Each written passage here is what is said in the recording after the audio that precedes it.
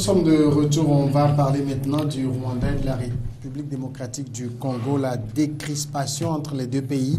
Le nouveau président RD congolais, Félix Tshisekedi, et son homologue rwandais, Paul Kagame, ont déclaré vouloir oublier le passé et travailler ensemble à mettre fin à la violence le long de leurs frontières communes. La RDC, immense pays riche en ressources naturelles, a été massivement déstabilisée par le génocide de 1994 au Rwanda, au cours duquel, en 100 jours, au moins 800 000 personnes, selon l'ONU, ont péri, essentiellement des membres de la minorité Hutu et des Tutsis et des Hutus modérés.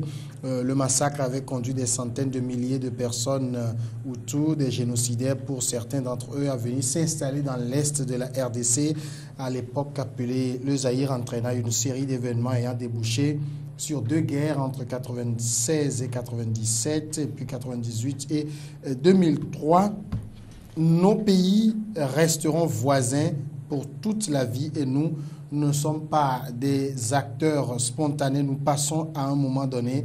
Donc, se faire la guerre, entretenir des tensions inutiles, c'est une perte de temps. C'est une perte de temps que nous aurions pu mettre au profit pour bâtir et reconstruire, a déclaré Félix Tshisekedi à l'occasion donc de l'Africa CEO Forum. Dominique, les deux pays vont se faire bras dessus, bras dessous maintenant? Enfin, c'est ce qu'il faut, parce que vous savez, paradoxalement, la RD Congo, c'est un pays immense, grand, je crois plus de 2 millions de kilomètres carrés. 2,3 millions. Alors que le Rwanda, c'est un petit pays de à peine, je crois, 30 000 mais bizarrement, ce petit pays est tellement puissant qu'il est prêt que le Rwanda me peut envahir la RD Congo. Et prendre de là, d'ailleurs, ils l'ont fait, puisqu'entre-temps, l'Est était pratiquement sous contrôle rwandais. Et selon certaines informations même, l'Est commerce beaucoup plus avec le Rwanda qu'avec le pays, son propre pays, notamment la RD Congo. Le GSM, c'est les réseaux rwandais qu'ils utilisent, et non congolais. Bon, vous savez, le Rwanda, c'est depuis que Paul Kagame a pris le pouvoir et très impliqué dans la politique de la RD Congo. Et aujourd'hui, je crois que selon certains sources, c'est ce régime qui a installé le jeune Kabila à la mort du père Kabila Père. D'ailleurs, Kabila Père, avant de prendre même le pouvoir, c'est avec l'accord ou la puissance des Ougandais. Je me rappelle, le premier chef d'état-major général de Kabila Père était un Rwandais. Ah, justement. Mais entre-temps, ça chavire toujours au vinaigre. Et entre-temps, Joseph n'était même pas en bonne entente avec Rwanda. Donc, la plupart des rébellions même viennent, le soutien viennent de ce pays. Aujourd'hui, chercher la explication, ce que fait Félix, c'est une très bonne chose. Il veut créer une paix réelle à travers ce voisin un peu encombrant.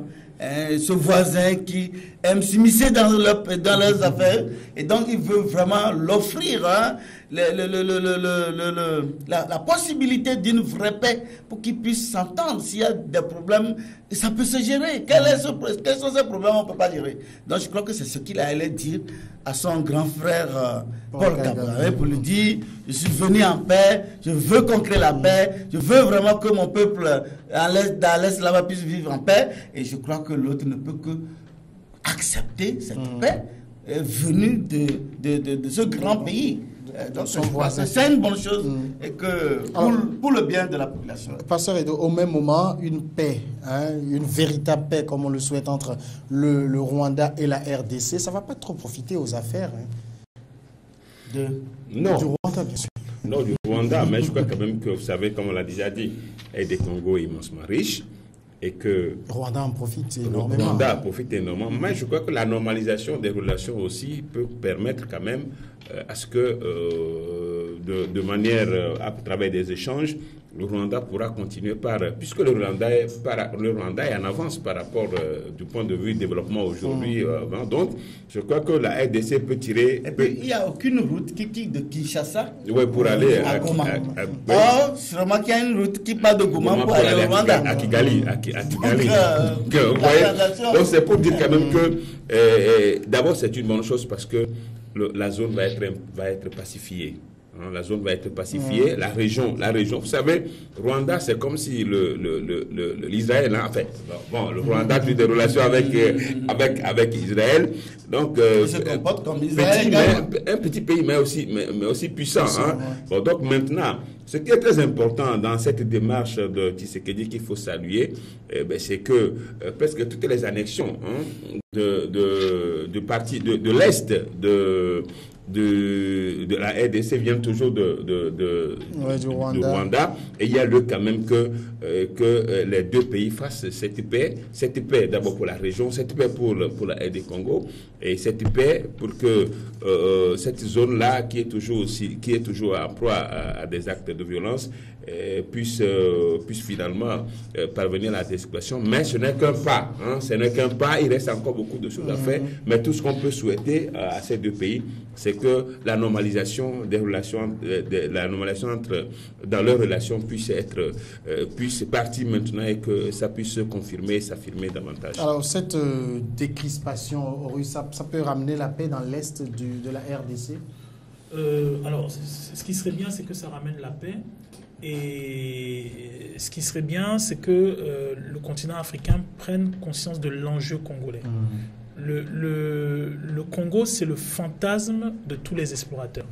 Le Congo, c'est les sources du Nil. On cherchait pourquoi le Nil était riche. On est arrivé en Nubie. On a rencontré, qu'on appelle toute l'historicité qu'il y a derrière les pharaons noirs. Et parce que c'était ça la quête des explorateurs. On veut savoir quelles sont les sources du Nil. Là où il y a l'or, et c'est ça le Congo. C'est ça toute cette région-là. Et c'est une région, en réalité, qui pour moi doit impliquer tous les acteurs politiques africains.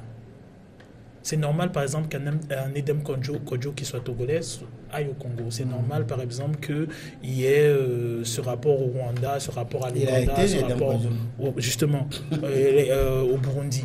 Pour la simple raison que les potentialités du Congo sont telles que même les Occidentaux ne savent pas par quel bout le manger. Oui.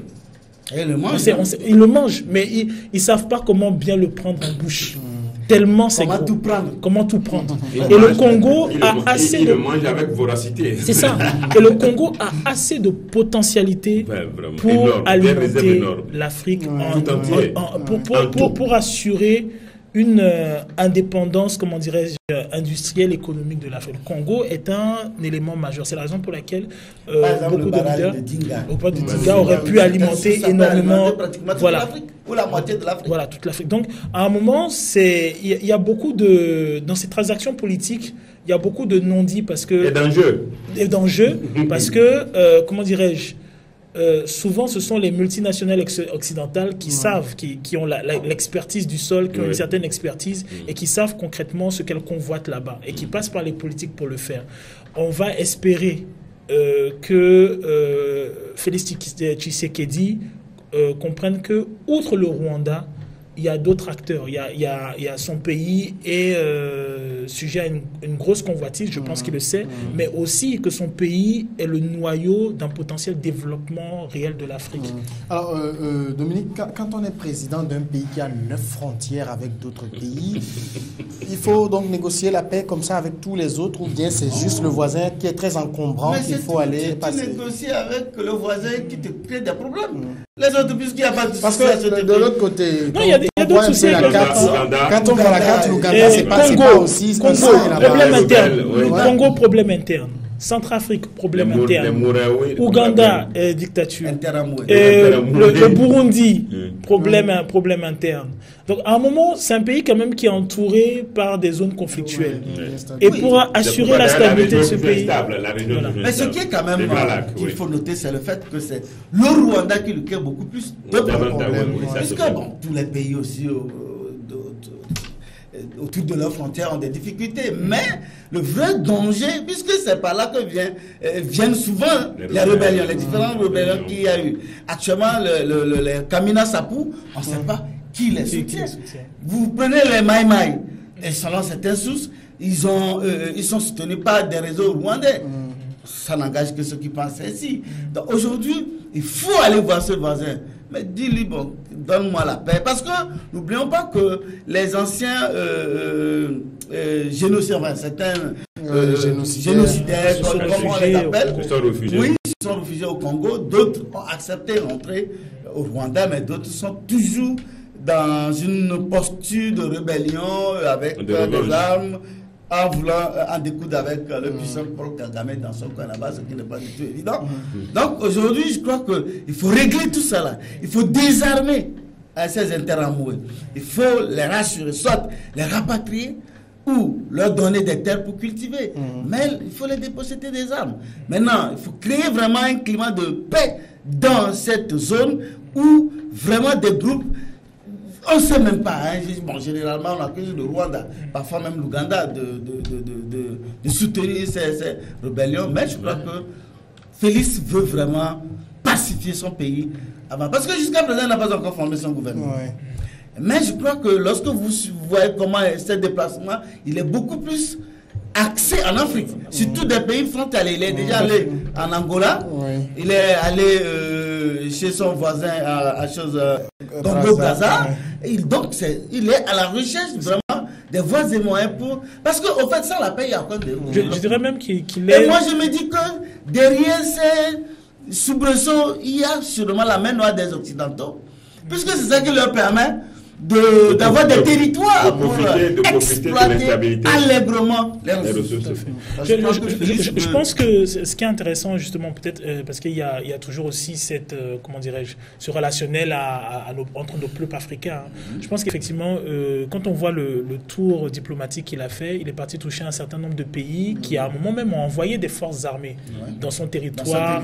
Voilà. Et on se souvient justement des frictions entre l'Ouganda, le Rwanda d'une part et de l'Angola parce que voilà, ils n'avaient pas la même vue. Alors si effectivement ils peuvent s'arranger sur un accord qui permette le développement du Congo sans désavantager plus ou moins les pays de la sous-région et leur assurer comment dirais-je, une certaine stabilité aussi, parce qu'eux-mêmes ont peur de ce qu'ils peuvent avoir comme instabilité, ce qui est leur premier prétexte. Voilà, alléluia. Mais ce qui serait triste, effectivement, c'est que ces pays frontaliers acceptent d'être le bras armé de multinationales qui voudraient... Parce que, par exemple, imagine-toi que le Rwanda n'a pas de coltan, mais le Rwanda exporte du coltan. Comment ça peut s'expliquer? C'est pour dire que Félix Tshisekedi, je crois quand même que il a pris sur lui de veiller à ce que ces frontières soient plus ou moins stabilisées, parce que c'est partant de là qu'il peut